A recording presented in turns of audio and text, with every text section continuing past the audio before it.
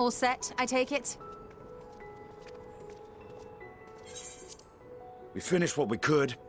Delivered supplies, tracked down escaped animals. Trivial tasks as they may be.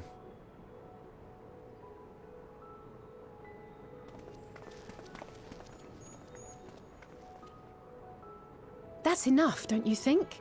If there was anything more important still undone, that would be a problem in itself.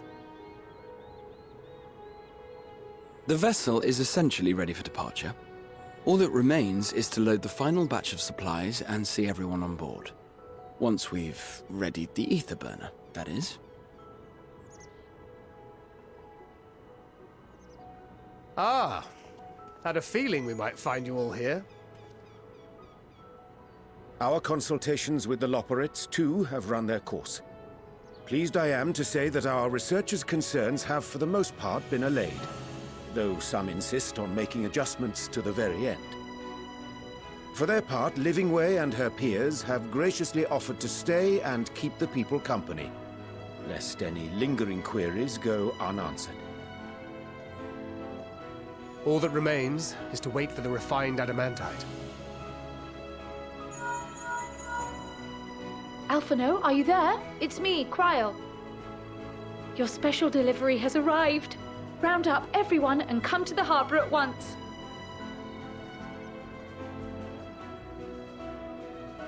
Speak of the devil. Let us go at once.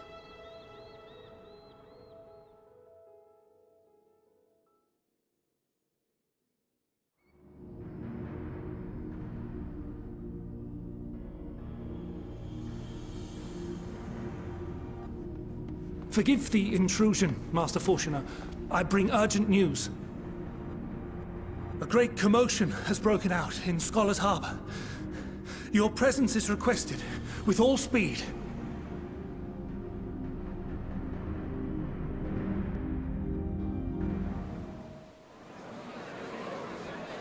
Now, where might this delivery be?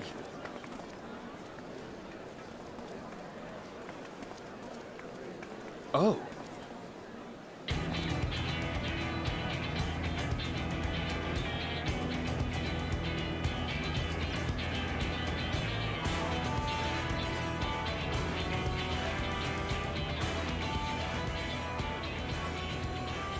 I'm sure it's very important, but we cannot accept these without the proper permits. By the 12! Surely, these can't all be.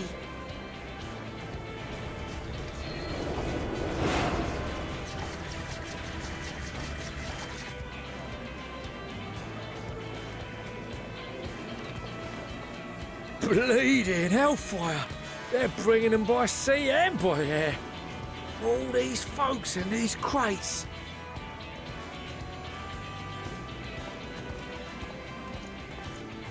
And more on the way. Got your adamantite right here. A bigger haul than any of these sorry bastards brought, and that's no lie.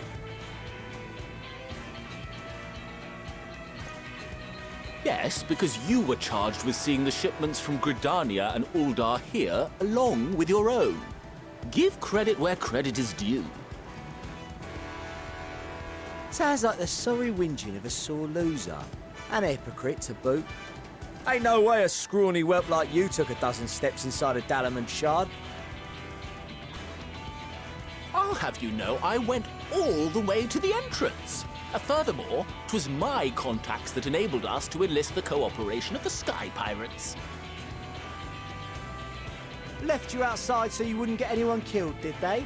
Well then, credit where credit's due, you did a right fine job sitting on your ass. Take that back. Make me. I will not stoop to your level.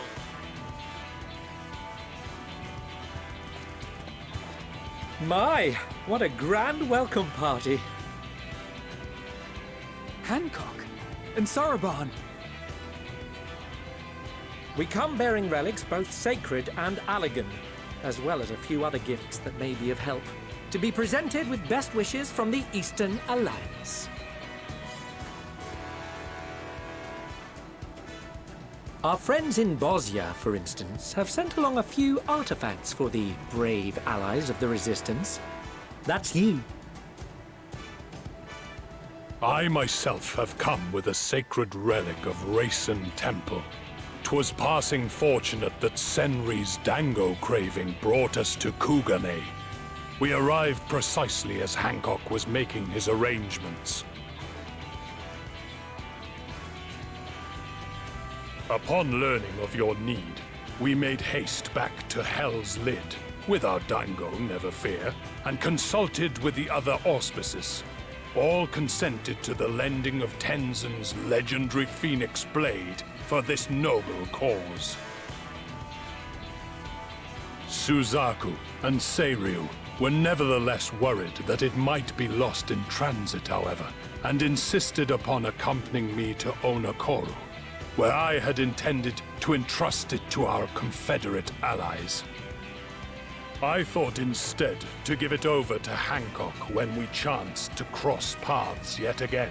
But alas, Seiryu remained ill at ease, and ordered me see the blade into your hands personally, or die trying. We did, of course, need quite the impressive vessel to get it all here in time.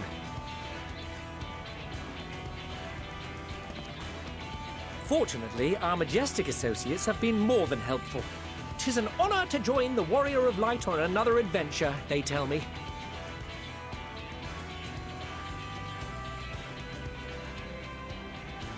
That is all wonderful to hear, but what of the extraordinary cost? I shudder to think of the ransom we must pay for such a bounty. Fret not for your coin purse, young Alphino. Lord Lolorito looks ever towards the profits of the future, and thus the East Aldenard Trading Company went to some lengths to reduce the financial liability. And since the Scions funded the entire venture, not a gill need be rendered up in compensation. Everything is already yours. We funded the venture? When?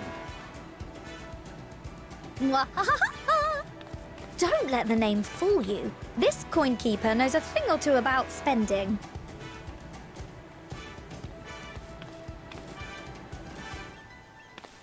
When it comes to capital investiture, a sprinkling of gil here and there will not do.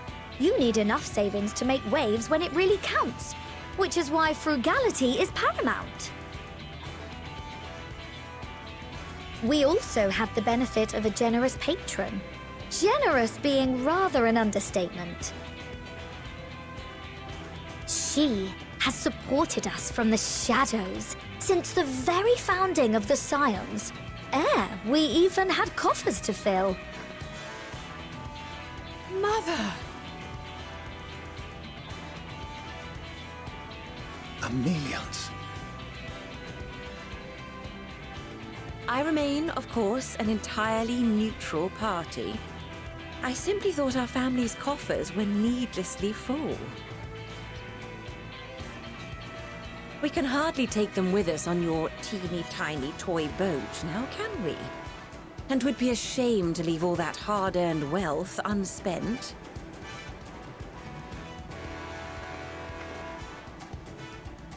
Waste not.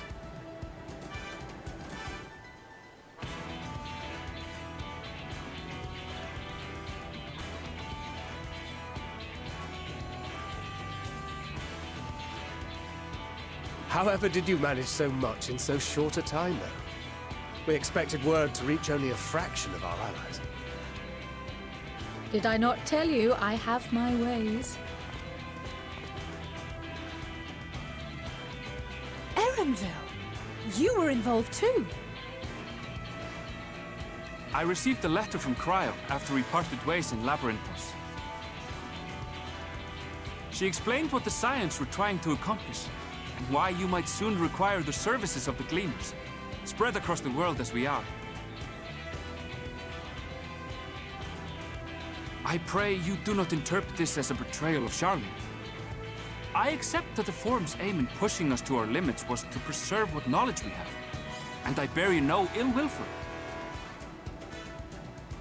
Yet, in collecting that knowledge, what I came to appreciate most about our star is that there remains so much we do not know. That is why I chose to help the Scions. To combat the obliteration of those countless, undiscovered wonders. I held no illusions that they would be less demanding taskmasters. Though, rest assured, if I had, I would have been sorely disappointed.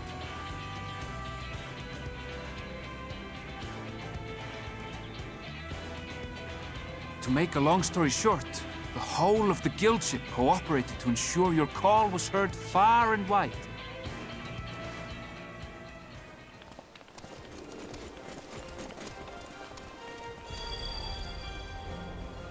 What's this about a ship that can fly to the moon? And why didn't you mention it sooner? The one time you don't beg my aid, your problem's a bloody ship that can fly to the moon! Sid! You brought the team! Of course! Garland Ironworks' finest. You need only point us towards my new favorite ship. Oh, I nearly forgot. We stopped by Whirlint before coming here and picked up a package from Gaius. He's still of the mind that actions make for better penance than words, contrite or otherwise, so we offer none of the latter.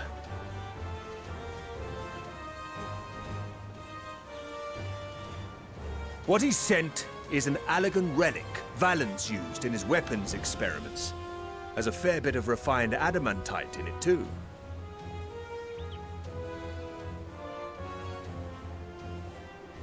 As you like us not suspect, we've also brought adamantite for Mordona's Dalamud shard. I admit to some consternation upon first receiving Kryl's message. So few Scions remain at the Rising Stones now. Far too few for such an expedition. However, the Gleaners were able to secure us reinforcements. Idleshire's treasure hunters, not least among them. I know. How the Gobbyflock fought. Slowfix's gratitude for the safe return of his daughter has not waned, and he gathered his kin to our side with an astounding quickness. The clash between their machina and the Allegan defences was a sight to behold. I wager even you would have been impressed by the magnitude of the gobby booms.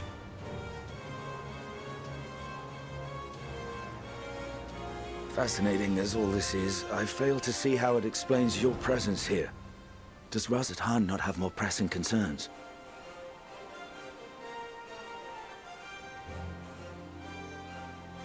We do. Yet averting the final days would be the most expedient solution. That, and I am indebted to you.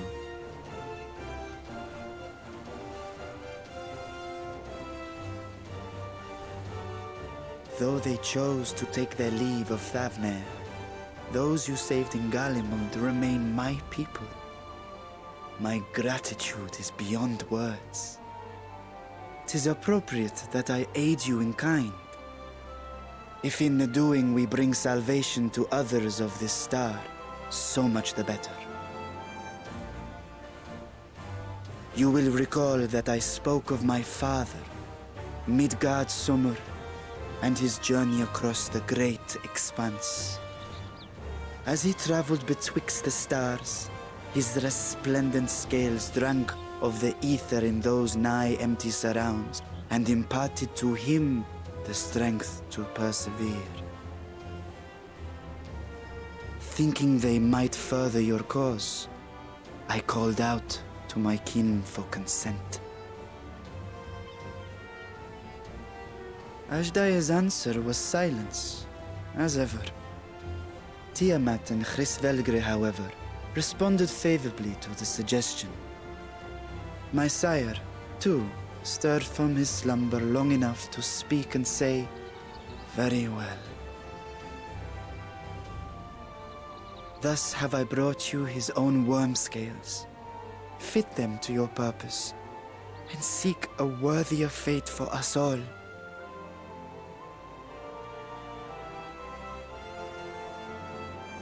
You'd be hard-pressed to find someone else so familiar with the unique properties of dragon scales.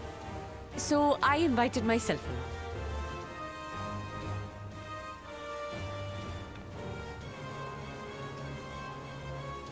Bugger me, this is so unbelievable. I've gone right back round to believing it again. Forget a 6% gain in efficiency. With all these goodies, we could get 7, no, 10, no, 14 bleeding percent. Think of how far we could go! What we could do with that much power! What we could blow up! If Kokol is duly convinced, then it must be true. In which case, the science end of the bargain has been fulfilled. Would you not agree?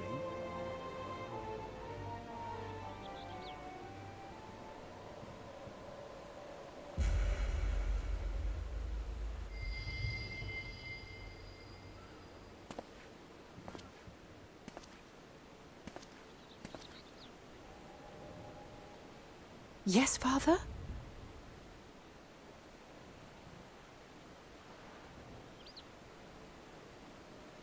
I know not what you seek of Hydaelyn, nor for what purpose you would take command of our ship. Yet this much is certain. To do so will be to dictate the fate of this star and the lives upon it. The lives of each and every creature, in their magnitude and their fragility. Do you understand? And are you prepared? We have seen and we have felt how much each life shapes this world. And so we are determined to abandon none. We understand what is at stake, and we are prepared to bear this burden.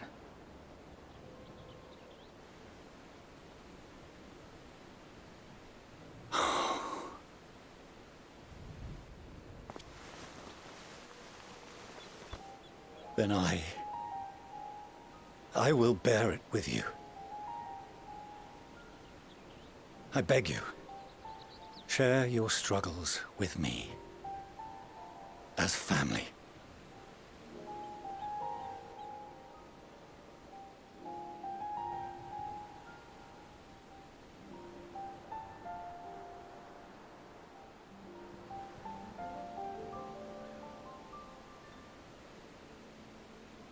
You grasped my fingers with such tiny hands the day you were born. I thought my heart might burst. It was love and happiness beyond expression. Overwhelming. And a conviction so powerful that I trembled with something close to rage. I had heard the final days foretold. I swore to myself then and there that I would not let them steal your futures.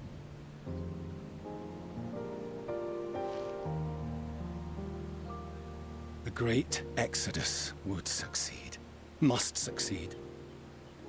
No sacrifice or sin was worse than the alternative. If anything gave me pause, 'twas mine own father.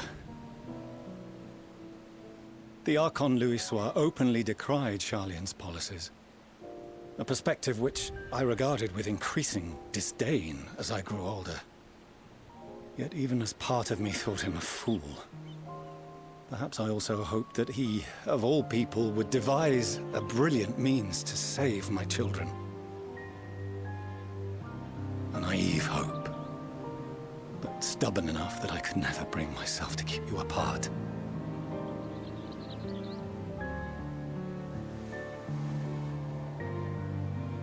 No, that was his doing, when he perished at Cartano. As we pulled that twisted slab of Dalamud from the sea, I remembered the warmth of your newborn touch. Chastened, I vowed never again to suffer any interference in my mission to protect you. No matter that you yourselves wished otherwise. Detest me, fight me tooth and nail, I would suffer it, and more, and be satisfied so long as I could force you onto the ship.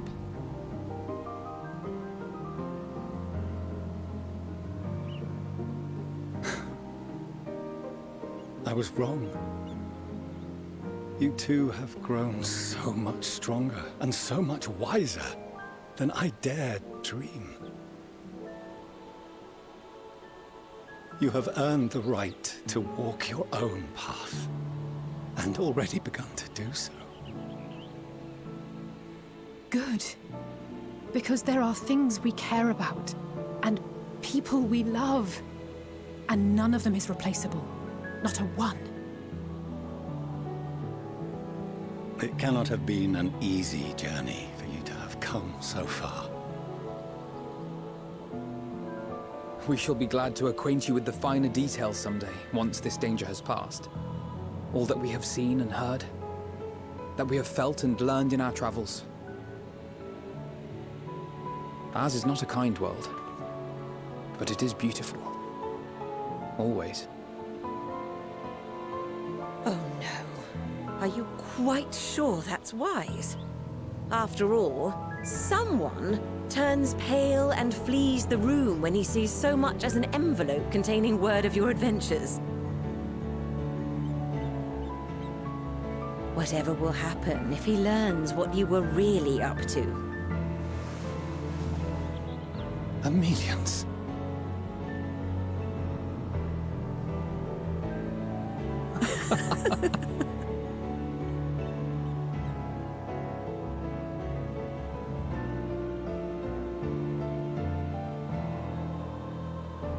Though I have wronged my children most gravely, I owe you an apology as well. I assumed that it was the Scion's influence that made them so keen to charge headlong into danger.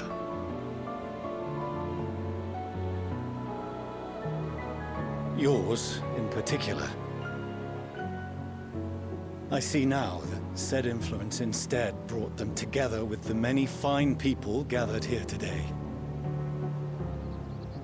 In which case, I hope you continue to guide them.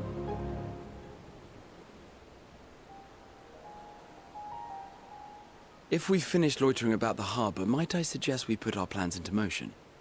People are beginning to look confused.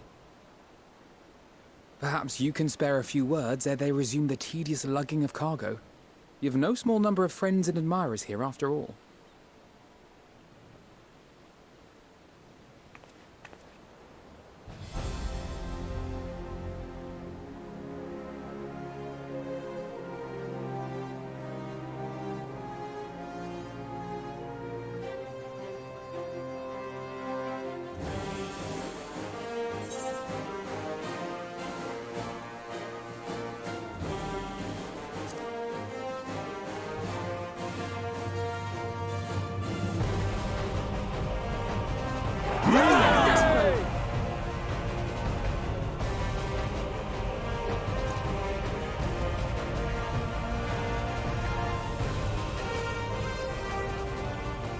Your assistance is appreciated.